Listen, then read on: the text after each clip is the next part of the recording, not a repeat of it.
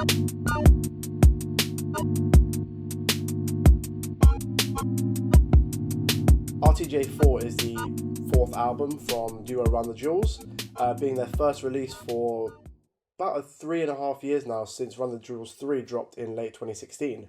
As with the previous album, they released this album slightly ahead of schedule, and just like Run the Jewels 1, 2 and 3, they also made this album available for free for fans as well. I think Run the Jewels 1, 2 and 3 are distinct enough from one another that you can hear the artistic growth from album to album, but there are certain characteristics that are common with all three albums that distinctly mark them as Run the Jewels albums. Unfiltered, bar-heavy raps with booming, loud, aggressive, in-your-face beats are what make up a large chunk of Run the Jewels albums, and Run the Jewels 4 is no exception to that. The thing that, for me, distinguishes RTJ4 from the first three installments is how overtly political and somewhat revolutionary the lyrics are.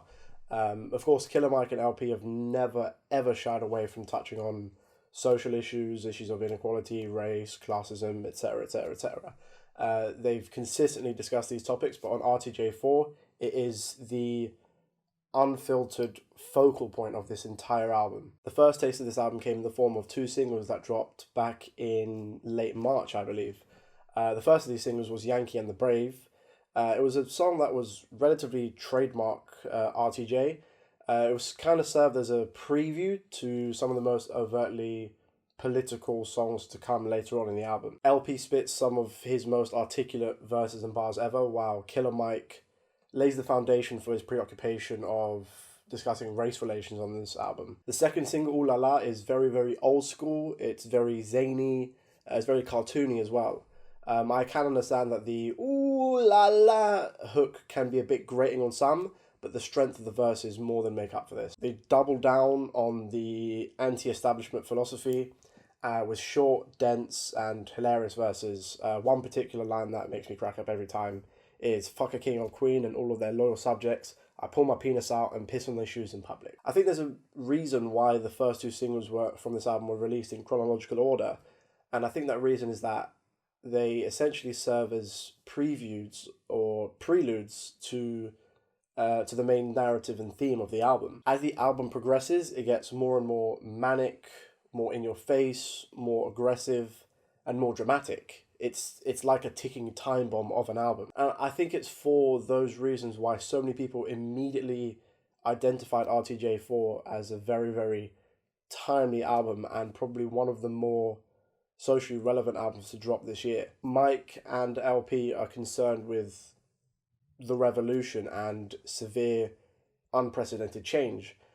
Sometimes those truths are uncomfortable to face, but for them, they must be discussed. A song like Walking in the Snow is a perfect example of how overt, upfront, in your face Killer Mike and LP are with their messaging on this album. This song is absolutely monstrous. Everything about this song is monstrous, and it's probably the most socially conscious and aware song on the album. They managed to cover topics like police brutality, religion, the prison system, and of course racism. At one point, LP spits the bar, "What a disingenuous way to piss away existence," in reference to the self-serving bullshit hypocrite Christians that you see so much of, especially in conservative America. Killer Mike comes through and provides some very, very harsh but necessary truths about the ingrained inequality of the education system and also how popular news outlets regularly distort the truth. And there's one particular set of bars in here that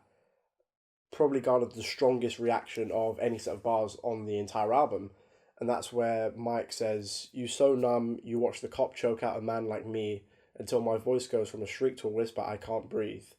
And you sit there in the house on the couch and watch it on TV. The most you give is a Twitter rant and call it a tragedy." Now, in this set of bars, of course, they hit very, very close to home for a lot of people, especially the section where he quotes "I can't breathe," which is actually a reference to Eric Garner's unfortunate death back in 2014. But of course, because of George Floyd's recent murder and the protests and the social unrest, this set of bars seems eerily prophetic when you consider just how long ago this was written.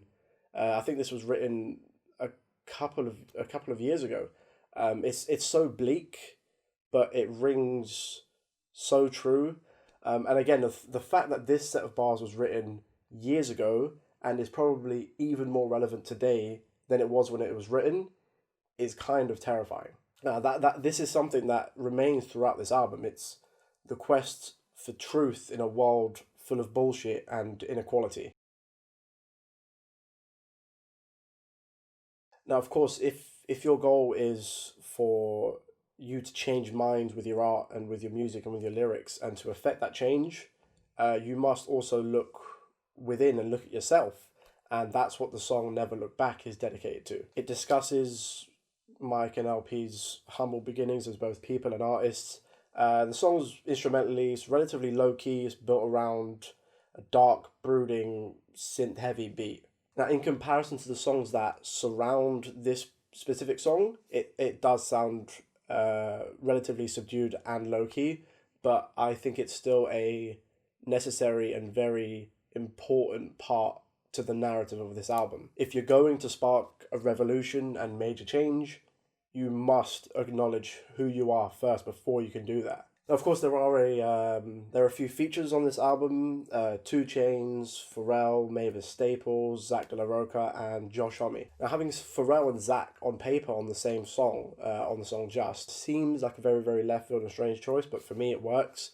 Also, that hook is so fucking killer. I can't get it out of my head. Look at all these slave masters posing on your dollar. It's just facts. It's just facts. This track is the point in the album where pretty much every single lyric is dedicated to directly addressing the world of inequality and violence that we happen to inhabit. I think also having Pharrell's vocals literally weaved into the beat is a stroke of production genius on LP's part. Everyone who contributes lyrically on this song is on their top game. They articulately dissect the issues with the political system in the United States and just how morally bankrupt the foundations of that system are. This does sound like the soundtrack to a revolution. However, I think the most interesting and unique set of features are saved for the song Pulling the Pin with Mavis Staples and Josh Homme. I think this is easily the most dramatic and epic song on the entire album. I think LP's first verse on this song is one of the most poetic things he has ever written. He discusses his very existence, the nature of power, and the abuse of said power. At one point he says, every cage built needs an occupant. Something like that, where he's able to relay the most amount of information to his audience possible in the shortest and most simplest way possible. Mavis Staples completely crushes the hook. You can hear the pain and the strain and the anguish in her voice on this hook. Killer Mike evokes some, again, very, very poetic religious imagery to discuss, again, people in power and how they feed on inequality. For me, this song sounds like it should be playing at the climactic scene of the next Mad Max movie. This song is the perfect prelude to the final song on the album, which is A Few Words for the Firing Squad. Now, for me, this is a song that it always sounds as if it's building to a climax throughout its entire runtime. Killer Mike and LP completely open themselves up emotionally and philosophically. Killer Mike also spits a crushing set of bars in reference to the passing of his mother. I feel this is the song where they collate all the information that they've discussed throughout the runtime of the album and provide their closing statements, their manifestos, essentially. The instrumental is pulsating. It's always chugging forward and building.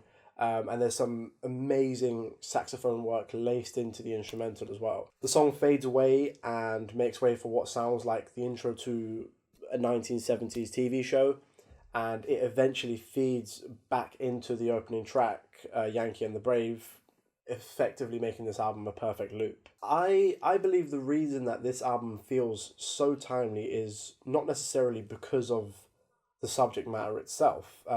Hip-hop has always been a platform to discuss social issues and inequality, especially when it comes to race and class and politics. And hip hop has always been used as something, as a kind of rallying cry to help people get through challenging times. But I think what distinguishes this album from other albums that are conscious or political, or whatever you want to brand it as, is that they recognize that what is needed is radical, unprecedented change. These are two artists who have witnessed the bullshit happening for years and years and years. These are two very, very seasoned and experienced rappers. And the anger and the intensity and the drama and the frustration on this album is more than justified. RTJ4 is... people throw around, it's of its time, an album of its time, this piece of art is of its time, but this is literally of its time. This is an album that will be looked at as a time capsule for what 2020 was and what 2020 meant. We also have to mention that this is the 4th album they've dropped in this series, and they are still yet to miss. Their consistency is almost unparalleled at this point. I think RTJ4 is one of the most urgent and necessary listens to come out of 2020 so far. Thank you guys for watching. Make sure to like, subscribe, and dong the bell, and I will see you next time.